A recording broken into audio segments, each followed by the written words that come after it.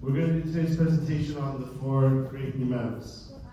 My goal today is, after this, inshallah, I would love if everybody goes online and plays or downloads the four great Imams by Dr. Hisham al-Awadi. It's Abdullah.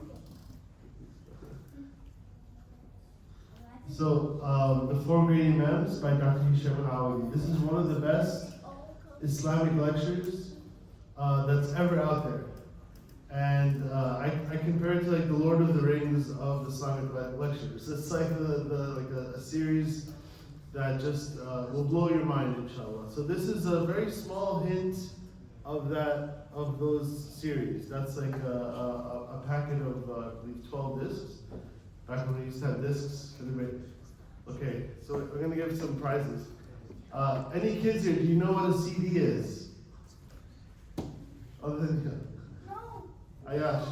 What do you define as a kid? What's a CD?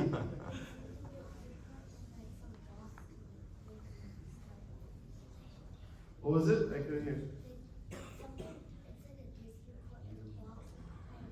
Box. Yes, very good. It's like a disc that you put in a box and then play some stuff. Very good. Ancient history. Exactly. What does it stand for, CD? Compact disc. Okay.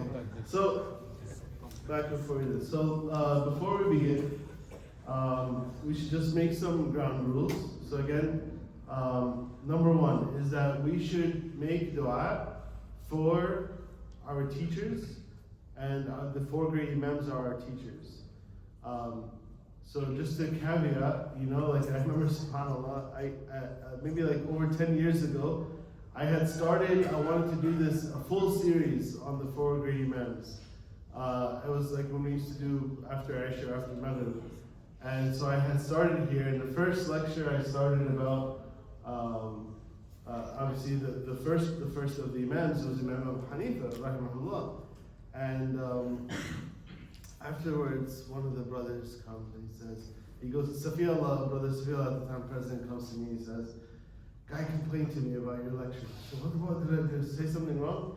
He says, you disrespected Abu Hanifa. I said, what? What do you mean? He said, you didn't say rahimahullah. I said, oh, I forgot, man. I just forgot. But then I thought about later, I'm like, how could I I make regular dua for Imam Abu Hanifa in my salah, and I make regular dua for him because he is one of our teachers.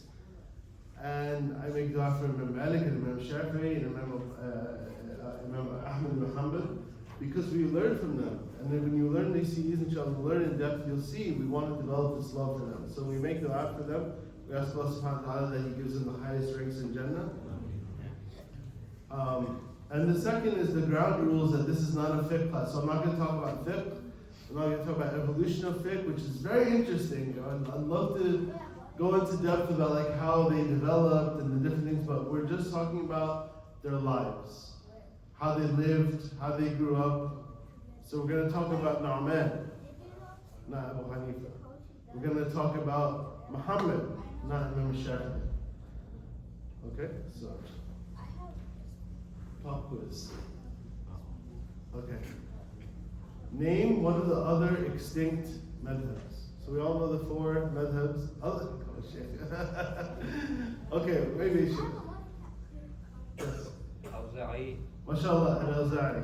I was thinking Maybe I'll get you chocolate. Okay. Layth ibn Sa'd. MashaAllah, Layth ibn Sa'd. Is that what you're going to say? Okay, you both get a chocolate.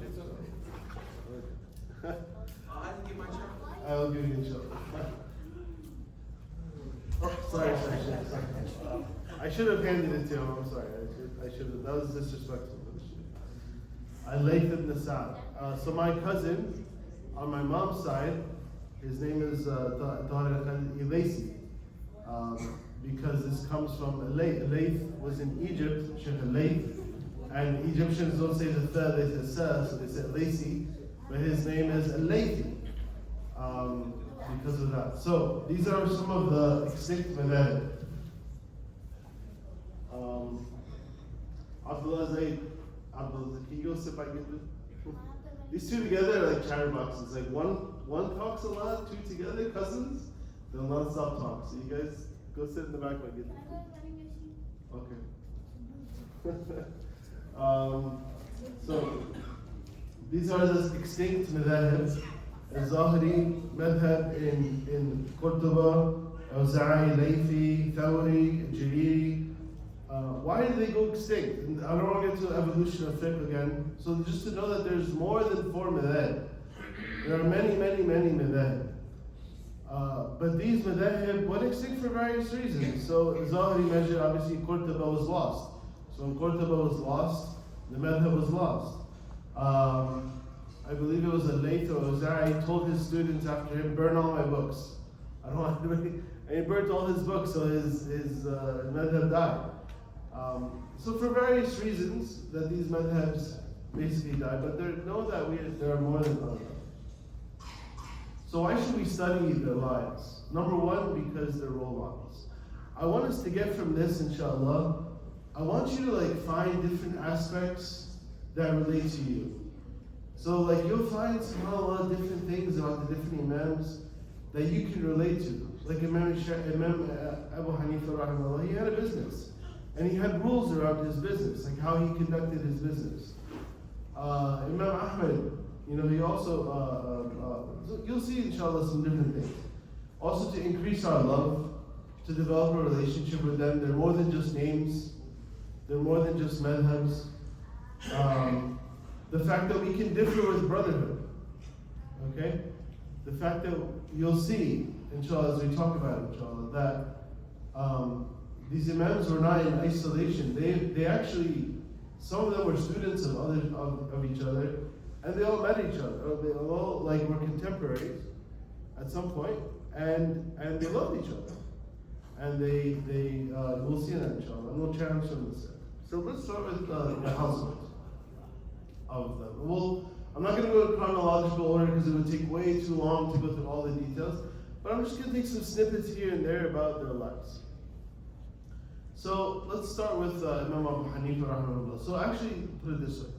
There are two parents, two of the Imams grew up with scholarly parents, or at least knowledgeable parents, and two of them grew up with simple parents. Imam Abu Hanifa rahimahullah, his parents were regular, simple. His dad was a silk merchant, his mom was a housewife. The same with Imam Ahmad. Imam Ahmad, his dad was a soldier, and he died as a shaheed in battle. And his mom was just a simple housewife. He was raised as an orphan. Let's talk a little bit more about that, inshallah. So Imam Abu Hanifa, rahimahullah. So as we said, his parents were very simple, right? His dad worked in the silk. Actually, let's talk about An-Nu'man. Who is An-Nu'man? An-Nu'man is Abu Hanifa before he came Imam Abu Hanifa. His name is An-Nu'man. An-Nu'man, he grew up as most of us do, right? Growing up in their parents' business. His parents' dad had a silk business. He grew up in it. He took over the business, and he had very good ideas. And he started to revamp the business, make it better, put a website, do all these things, and it became very successful. And he became a very successful merchant. At the same time, he was very involved Islamically. He used to go out and debate. And we have to understand at this time, in the area that he lived in Kufa. Kufa was in Baghdad, right? This is in the heart of the new expansion territory. So Kufa was a brand new town that was made from scratch.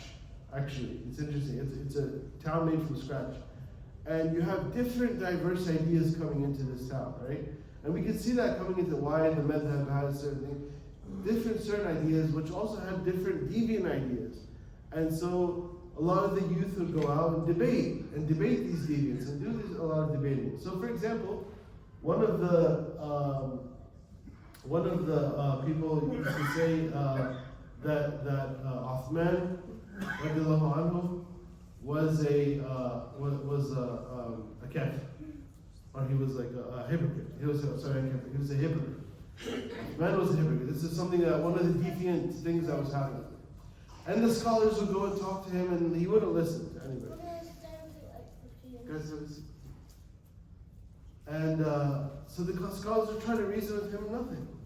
Imam Hanifa, he had this talent for debate. He had this talent for doing something. So he went to him, and this is when he was older now, he was a sheikh, his scholar. And he's coming and he's saying to this man, he said, knocks on the door. Oh, Imam Hanifa's here. Great, mashallah, how are you doing? Good.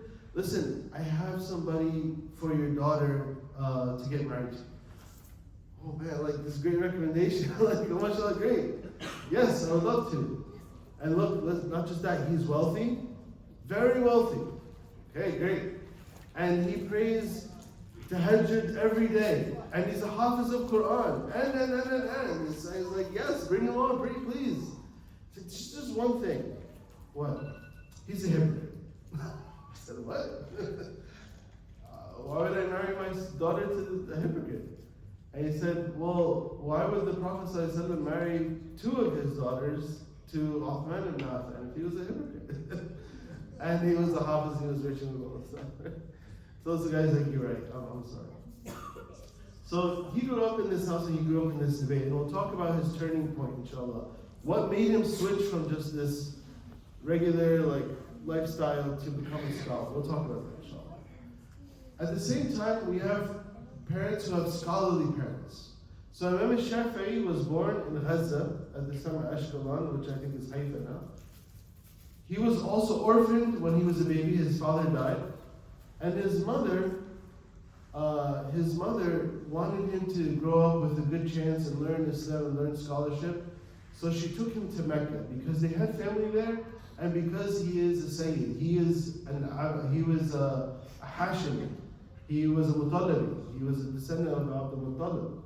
And so if he went to Mecca, he would get some special treatment and special privilege. But they were poor. Okay, so they went and they were poor. But his mother was educating. She was very interested in his Islam. So the first thing that she went there, so she moved. Let's think about it. Single mom. Imagine your wife passes away here in New Jersey. And she knows that there's scholars in Texas. So she moves everything and goes to Texas because she knows her kid can get educated there. So she literally moves all the way to Mecca, puts him into hifz, puts him in with the scholars so that he can learn. It's actually interesting about his mom, just to demonstrate her. She wasn't like a faqih or like an alim, but she was knowledgeable. She was actually a witness for a trial. And the judge was trying to get the, anyway, long story short, there was two women and he wanted to separate them and test them to see what's the thing. And she said, no, you can't do this. Because Allah says in the Quran,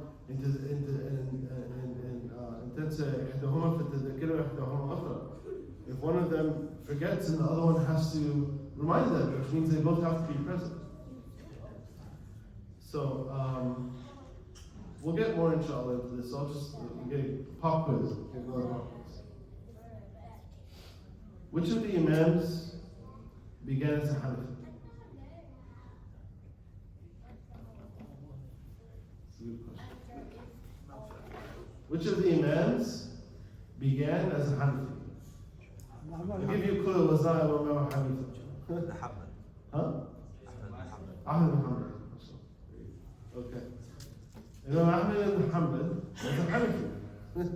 Think about it. Imam Ahmed ibn Hanbal grew up in Iraq, right?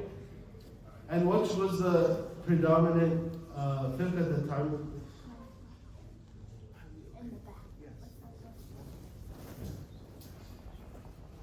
So, the predominant fiqh at the time, his teacher, when he grew up, was Abu Yusuf. Imam Abu Yusuf. Do we know who Imam Abu Yusuf is? Imam Abu Yusuf was the chief student of Imam Hanifa, and he took over the madhab after Imam Hanifa passed away. And the person, one of his students who grew up with him was Imam Ahmad. Okay. So let's talk about turning points.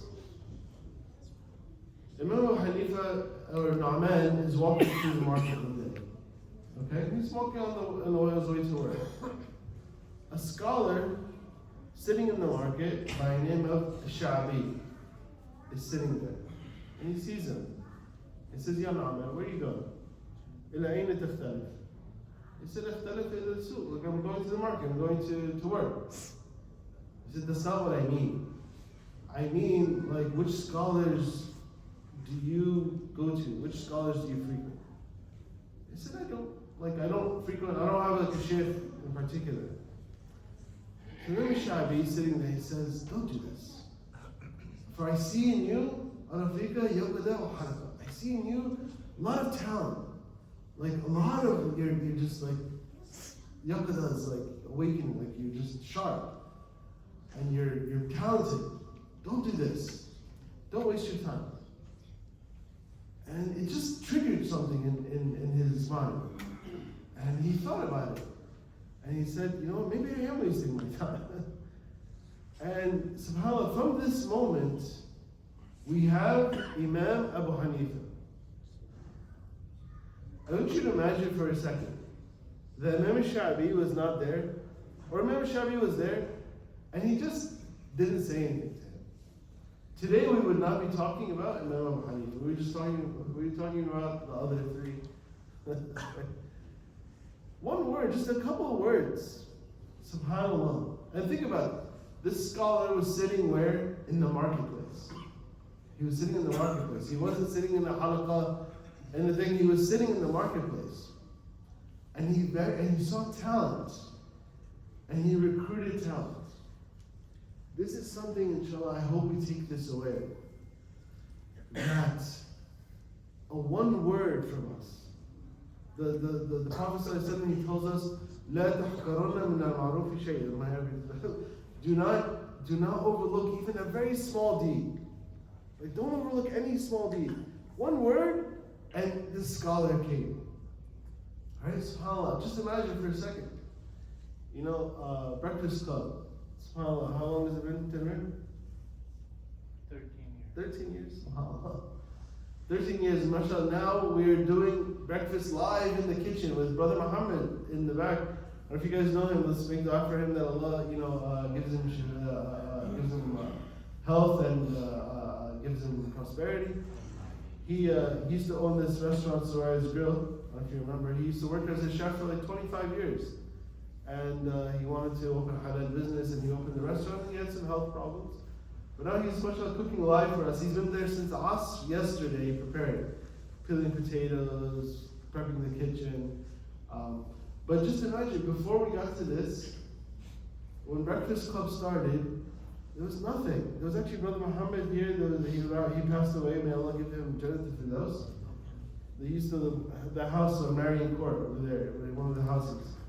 Brother, he used to own Egyptian brother. He used to own a Dunkin' Donuts.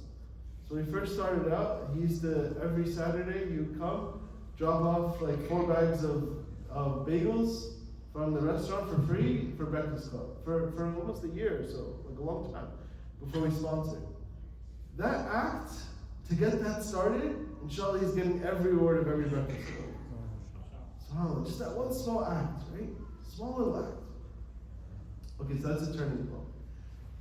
Okay, let's talk about Imam Malik. So, in the order of how much time we get? Okay. In the order of Imams chronologically, what's the chronological order of the Imams? Can anybody tell me? Or can?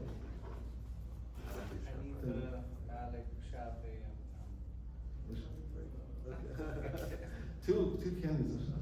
Imam Abu Hanifa, Imam Malik, Imam Shafi. Imam Shafi was born on the same year that Imam Abu Hanifa died.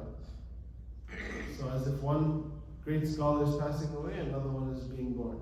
And then Imam Ahmad. That's chronological, okay, by age.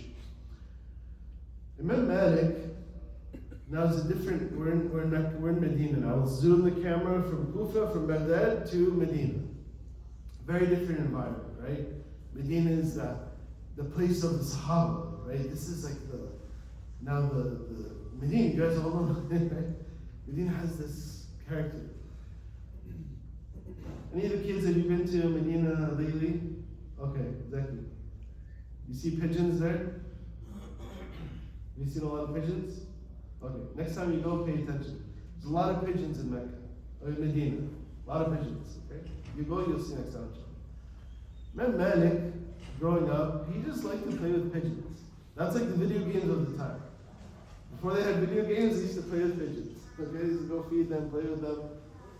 He used to play with pigeons all day. One day, he's sitting, and Imam Malik now comes from a scholarly family. His dad was a scholar, his brother was a scholar, his uncle was a scholar. His great-grandfather was one of the writers of the Quran. When Uthman ibn Affan, when he asked for the Quran to be written on paper, his grandfather was one of those writers. So he comes from a long line of scholars. He just wanted to play with pigeons. And his dad one day, he's asking a big question at the dinner table to him and his brother. A small question.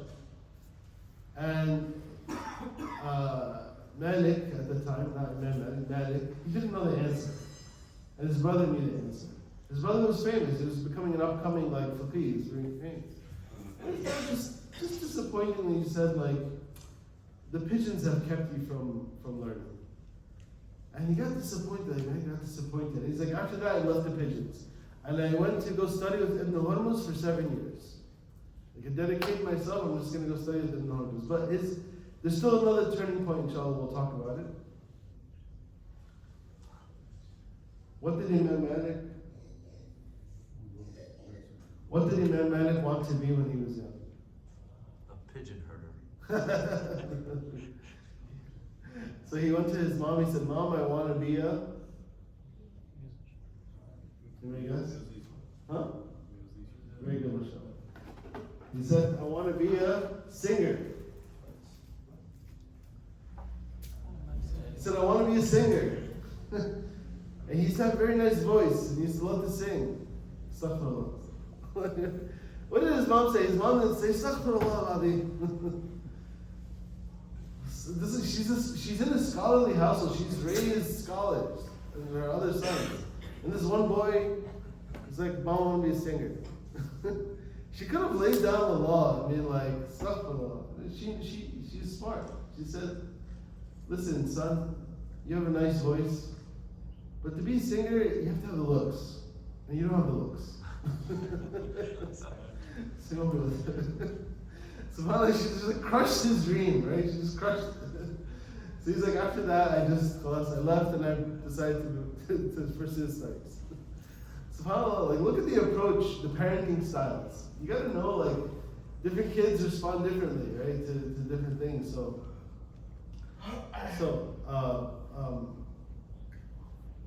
back to turning points for a second. So remember, that was Imam Malik's turning point. Imam Shafi'i, we'll talk about Imam Shafi'i later inshallah. Imam Shafi'i, his turning point comes a little bit later. So Imam Shafi'i was studying, let me do another pop quiz. Then we'll get back to it. Okay. Imam Shafi'i, he was teaching in the masjid in Ramadan. Okay, in Mecca. And he was eating, he was drinking in Ramadan while everybody else was fasting. Can anybody tell me why? He's too young. He was too young. He still hadn't reached puberty yet. So that's how that age. He was already teaching fiqh at a very young age and teaching Islam. So he was you guys know he was what's it called? Photographic memory, right? He had a photographic memory. So when his mom comes from Mecca, from Gaza to Mecca, she enrolls him in Quran school.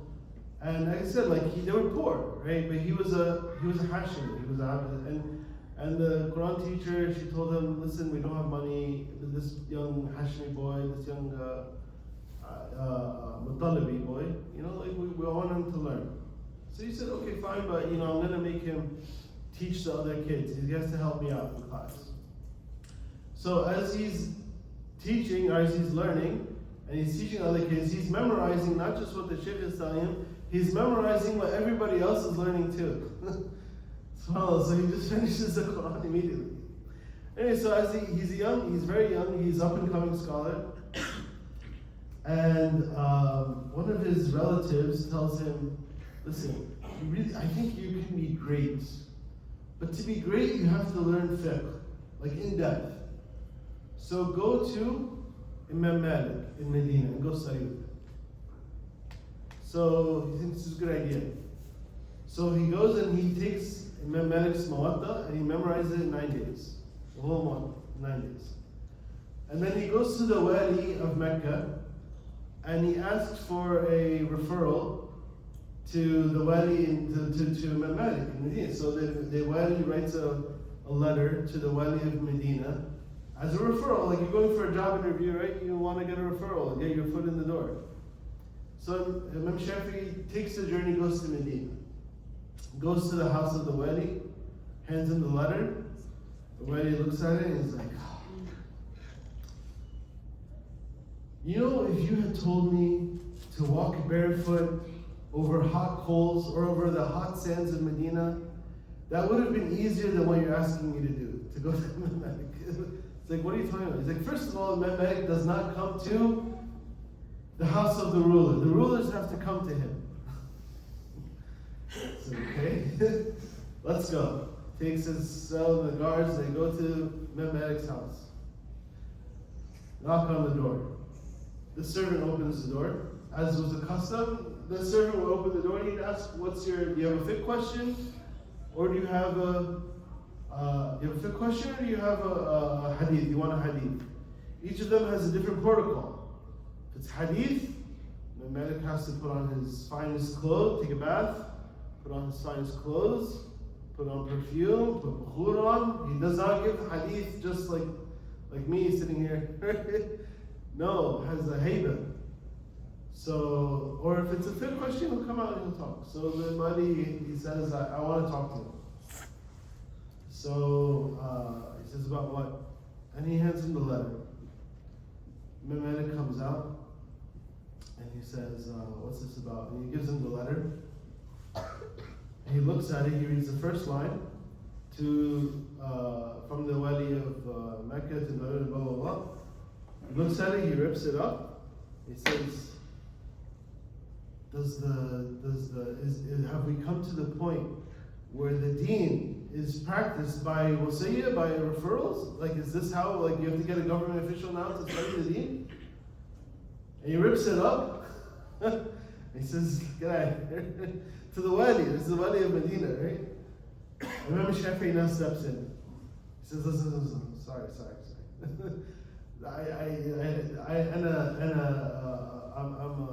I'm a Mutalibi boy from this circumstances, I'm poor, blah, blah, blah. And I memorized your book in 9 days and I want to study with you. And he talks to him. And Imam Malik says, okay, let's talk now. Wali, go away, Wali. Go away, governor.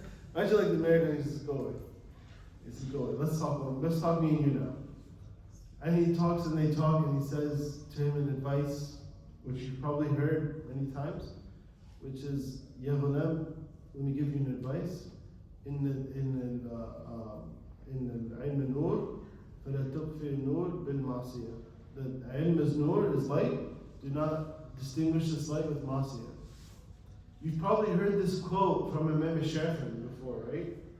You've probably heard that story when the thing, and you've probably heard this quote from Imam Ahmad ibn Hanbal before. There's a reason why. Because this is being passed on, this is an institution now. Imam Malik is teaching this to Imam Shafi'i. Imam Shafi'i will teach it to Imam Ahmad. Imam Ahmad was a student of Imam Shafi'i. Imam Ahmad was a student of Imam Abu Yusuf, he was a student of Imam Shafi'i. Imam Ahmad said, الناس عيال على الشافعي. The people are kids compared to the Shafi'i. Imam Ahmad, it wasn't like, they loved each other, Imam Ahmad, when he would sit, he wouldn't point his feet at the direction of Imam Shafi'i's house. If he was sitting in his house, he wouldn't point it towards Egypt at the time. Imam Shafi'i, he wouldn't point it out of respect. He said, I make dua for 6 people every day in my qunuts. One of them is the Shafi'i. He didn't tell us why. Just another example, Abu Hanifa, his teacher's name was, anybody know his teacher's name, main teacher? Does anybody know his son's name? Imam Abu Hanifa, his son's name. His son's name was Hamad. His teacher's name was Hamad. He named his son after his main teacher. He studied with Hamad until Hamad died. Okay? He studied for a very long time. But it was not a relationship like me and like just a teacher. He would go and get his groceries for him. He would go and sit in his house and take care of, sweep the floors, take care of all of his affairs. Hamad said, I wish I had a son like it was like a father-son relationship, right? And the benefit of this, these guys were not just geniuses. They were geniuses, but they were also very hard workers. By sitting in the house of Hamad, by sitting in his house, when a fatwa would come, remember people would knock on the door, ask for a fatwa.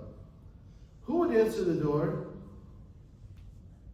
Na'man, right? At this time, Na'man. He would answer the door. What do you want? This is the fatwa. This is the question. He gets a special fatwa.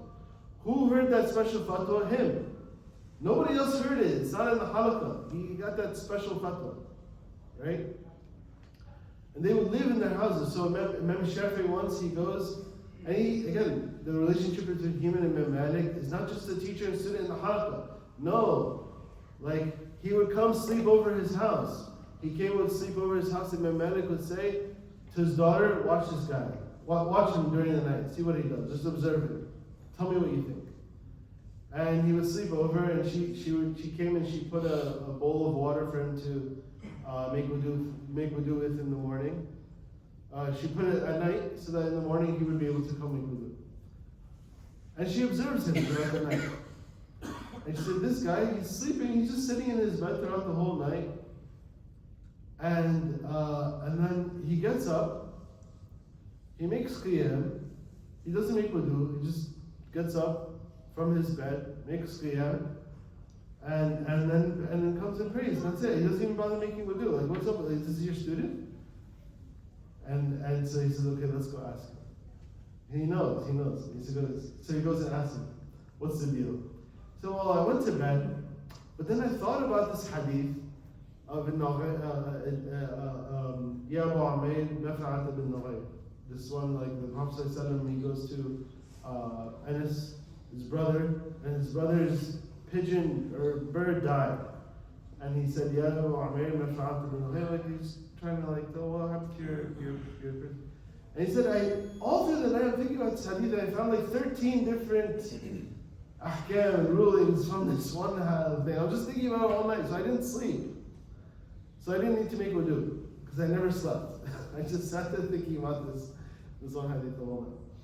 So this was like a relationship that was more than that. Okay, I'll give you another one. Sorry, I haven't moved on to them.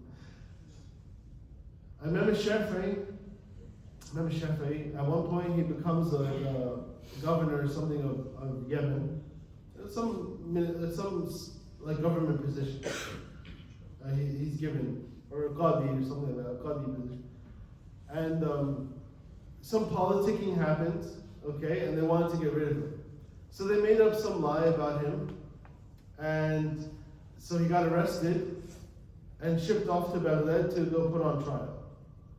So he's going to Kufa, and he's getting put on trial. He's on trial, and as he's sitting there, they're putting the charges against him. Who's sitting there as the Qadi? Imam Muhammad ibn Hassan Shaybani. You guys know who Shaybani is? Muhammad Hassan Shaybani. Who is he? Very good, mashallah, student. Okay. Oh, sorry. So, Imam Abu Hanifa had two main students, Abu Yusuf and Shaybani. Muhammad Hassan Shaybani. These are his two main students. He said, no, this is Shafi'i. I've heard of him. He's a scholar. No, this charge is false. I know. Like, forget it. Close the case. He's free. Okay. Hey, listen, you have anywhere to stay here? Where do you stay? I just came in like a cage. I don't have anywhere to stay. All right, come stay at my house. Come live with me. So he goes and he lives with Imam Muhammad Hassan Shaybani, the faqih of Kufa, right? Now the judge, the chief judge of, or the judge of Kufa. I think Abu Yusuf was the chief judge. So he goes and he lives with him. And he lives with him for a very long time. Now I want you to ask a question. Hanafi and a Shafi'i are living together, praying together. Time for Salah comes. Do you pray at 5 o'clock or 6 o'clock? Right? Some trouble. Al-Shafi'i and the Shaybani are living together. Don't tell me like a Shafi'i person and a Hanafi person are together trying to figure out Salah. Like the Imam Shafi'i and the main student of Abu Hanifa are living together, eating together, praying together for months or years together. For this whole time in Kufa, they're friends. They're like best buddies the whole time. So the cooperation between this is not a matter of like, we think of these madhabs as like these things that have developed now for a long time. How much time we got? How much time do we have left? 10 minutes. Okay, so this was a turning point. Imam Ahmad, alhamdulillah, he had no turning point. We'll get to him inshallah in a second. He had no turning point. Imam Ahmad, let me just go back to the upbringing for a second.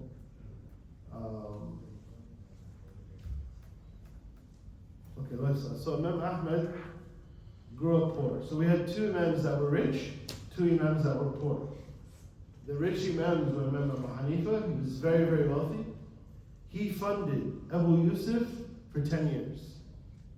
His student Abu Yusuf, he funded him, scholarship, paid for. He had to work, right? But he wants him in the halaqah. He said, how much are you making a day? XYZ, paid for it. Come to the halaqah. For 10 years, he funded him. And he funded his students. Every day, he would tell his son, he would give him, I think, 20 dirhams or so money, go buy bread for the poor, every day. So he's very wealthy. He had that business. And he continued, by the way, to have the business. He would have a partner. He gave it to a partner to run. And once a week, he would go and he would check on his business. And just to show, like, subhanAllah, that these imams were not like pie in the sky. Like, he still went to the market. He still had a business. He actually had, I'll fast forward, Imam Abu Hanifa's 8 rules of business. So he had these rules. No customer shall be exploited. Meaning, like, I'm not going to cutthroat you. No bargaining with the suppliers for commodities. So when he buys the supplies, he doesn't sit there and bargain. Like, he was a silk merchant. He buys silk, whatever price, I got it. Fixed prices, no bargaining. Imagine I wish you go to the Middle East. We can't do it. If you're poor, if you're elderly, if you're unemployed, I give it to you at cost. You come to my shop, I'll give it to you at cost. After he makes a certain amount of profit a year, so he's like, I want to live comfortably. He has this amount, whatever income he set, like let's say he wants 200,000, whatever, the rest is charity. He caps his income at a certain amount. If there's any damages in the product, I'll inform the customer. So the customer can come to me, I will not.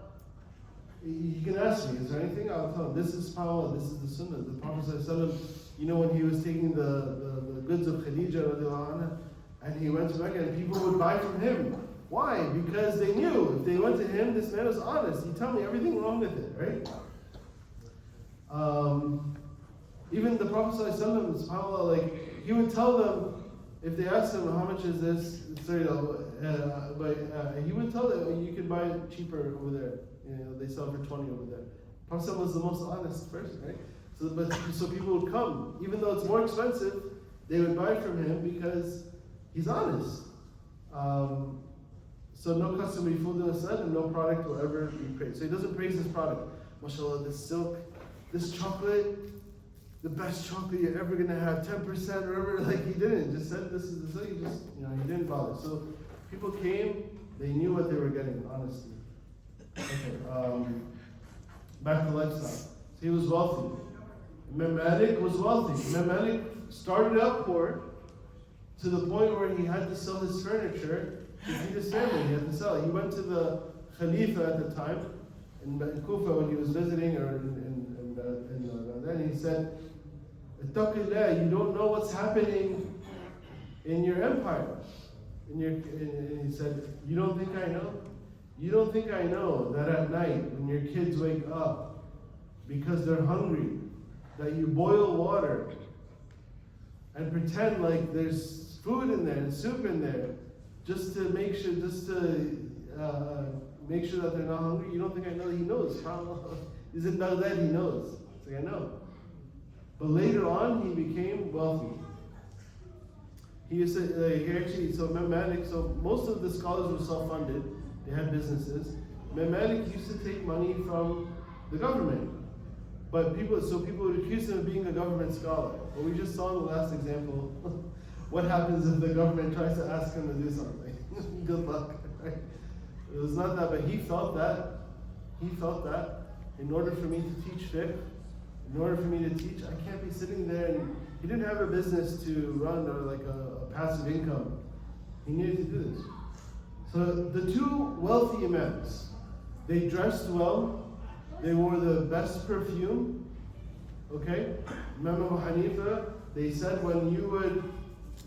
you could tell when he, before he left and after he left by the scent. The perfume is very expensive, right? 10 years ago when I gave this lecture, another brother Safi told me, "You're comparing Abu Hanifa to Sheikh Ali Basuni." Like, what are you talking about? With Sheikh Ali Basuni from Texas, he also buys very, very expensive, like that $1,000 oud, the like $1,000 ones, he buys that one. And I remember one time we were at one of the Maghrib classes, and you could, subhanAllah, you could trace his path across the thing. You could trace it. You could just smell your way through which way. SubhanAllah, the scent just stays. That's like the very expensive perfume. So they both were very nice. They ate, Imam Malik ate meat every day. He ate fruit. He loved, what was his, one of the quizzes? What's his favorite fruit? I don't have one. What was Imam Malik's favorite fruit? Can anybody tell me? His favorite fruit? Banana, mashallah. Huh? Banana. You said? Okay, you can both get it. Banana. He loved banana. He's like, this is like a fruit of Jannah. All seasons, okay. So you had two wealthy imams and you had two poor imams. So Imam Shafi'i, as we mentioned, was poor throughout his whole life. He, in the end, he kind of lived a little bit middle class at the end, but he was always poor. He was always poor and middle class, dressed modestly, was not very wealthy, traveled a lot. Imam Ahmed was born poor, died poor, but could have been the richest out of all of them. He was born poor, he said he was an orphan. His dad left him a small business. So at that time you had the market, the souk, you had stalls, right? So his dad owned a stall in the market. So they would rent it out to a merchant, okay? So the merchant would pay rent for the stall, okay? And that was like a passive income that he used to keep himself afloat. He also did kutab. He learned to write. And at that time, writing was a rarity, so he used to make money from writing. That was his income, basically, just enough to basically get by. His diet consisted of bread, hard, stale bread. He would dip it in water with some salt, and that was it. That was his diet. It wasn't like a foodie. He felt food was just like a means to, maybe some vinegar, maybe some oil, that was his diet. Occasionally he might buy a fruit here and there, but he'd eat his bread.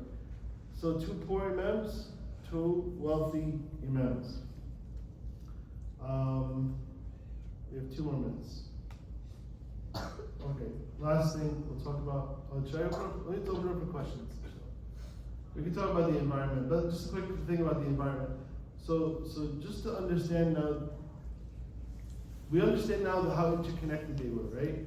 Imam Shafi'i started in Palestine, went to Mecca, went to Medina, went to Baghdad, studying from all those things. Imam Abu Hanifa comes, he's born in Kufa. He lives for 7 years in Mecca because of there was oppressive rulers who imprisoned him. To get away from them, he goes to Mecca, stays there for 7 years, meets Imam Malik. There's a summit, they meet, the G2 summit. They come and they meet and they talk about fiqh. And the students of Imam Malik look at Imam Malik and said, is he sweating? Like, we've never seen you sweating before. He's like, I was just debating with Imam Abu Hanifa. They were just talking about fiqh. But they loved each other. They wanted to meet each other. They wanted to do that. His student, Abu Shaybani, studied with Imam Malik. Imam Shafi'i, we said, goes this way. Imam Ahmed starts out as a Hanafi under Abu Yusuf. Then meets a Shafi'i in Mecca. When he goes to Mecca, so he's going to Mecca for Hajj, walking, by the way, he was poor, walking to Hajj. He goes there with his friend, Yahya ibn Ma'in. They're studying with some scholars. There's a big scholar, Zuhri. Not Zuhri. One of the scholars, big scholar, Tabi'i. And a big circle. And they're sitting there, and then his friend was sitting there, and he said, listen, Yahya, let's go see this. I'm going to show you somebody you've never seen before. And he goes and he sees this young guy, little kid, still black beard. And he hears some interesting hadith and stuff. He's like, I thought you were going to show me like a tabi'i, sahabi, something like that. He said, no, trust me, this guy is going to become big one day. This was Shafi'i, right? Imam Malik actually stayed in Medina. He was one of, like, it's very interesting. Like, I don't want to get to evolution of fiqh. Imam Malik stayed in Medina, born in Medina, died in Medina. Because you had access to all these Sahaba, right? He had access. Can anybody tell me, last quiz, can anybody tell me what the golden hadith chain is? What is the golden chain? Sure. MashaAllah. Jazakallah khair. Shaykhna, Imam Malik, An-Nafi' and Abdullah ibn Umar, and Rasulullah sallallahu alaihi wasallam. Short chain, 4 people, right? Imam Malik, to Nafi', who is the Mawla Abdullah to Abdullah ibn Umar, to the Prophet sallallahu alaihi wasallam. This is one of the shortest. They call the golden chain. So people used to, and Imam Malik, by the way, to get this chain, he had to like debase himself at a Nafi', because you don't just get a hadith from Nafi'. He used to sleep in front of his house, sleep overnight, waiting for him to get up in the morning, just so he can like beg him to give him a hadith. And he would leave him for days until finally maybe he'd give him one piece here and there. And this is the golden chain, subhanAllah. I'll leave you with one short story. We'll end with this, because this is a good example. Imam Abu Hanifa, rahimahullah, loved his mother very much. Okay, he was very gentle and very kind. One day his mother has a fiqh, he gets a little bit of blood on her clothes. She doesn't know what to do. So she asks her son, who's the Grand Mufti of Kufa, the Grand Mufti, the Imam, and she asks him the ruling. And he says the ruling. Imagine one of your family members, your daughter, your wife, somebody living here. She has a fiqh question. She asks you, and you'll tell her the answer. She's like, "Can you ask Rami?" She's like, how would you react? You're like, what? His mother goes, "Can we ask Abu Zura?" Abu Zura al-Qassas? Abu Zura, the storyteller? I said, yeah. Just me, like, I'm just a storyteller. Like, I can tell some good story. Like, I'm not a faqih. Like, imagine, like, it's not Rami al-Qassas. Okay, he said, okay, imagine, what would you have said? I went to Medina and studied for 4 years. No, he goes, yes, come. We'll go. So he takes his mom, comes, asks him, so you bring, they ask me the question. Sheikh is coming, the Grand Mufti is coming to see me. He's excited. He's like, Abu Zur'a is excited. He's coming to see me? Wow, okay, well, my mom wants to ask you a fiqh question. What? Like what? Excuse me? She said, my mom wants to ask you a fiqh question. I said, okay. And she tells the fiqh, I got this blood tonight. He goes, I don't know the answer. That's the Sheikh, I don't know the answer. So the Sheikh, Imam Hanifa comes, whispers in his ear, the answer, he goes, Qala Allah, Qala Rasul. And his mom says, okay, now I think you're right. No. I think you're right now. SubhanAllah, just an amazing story. Just a good last story.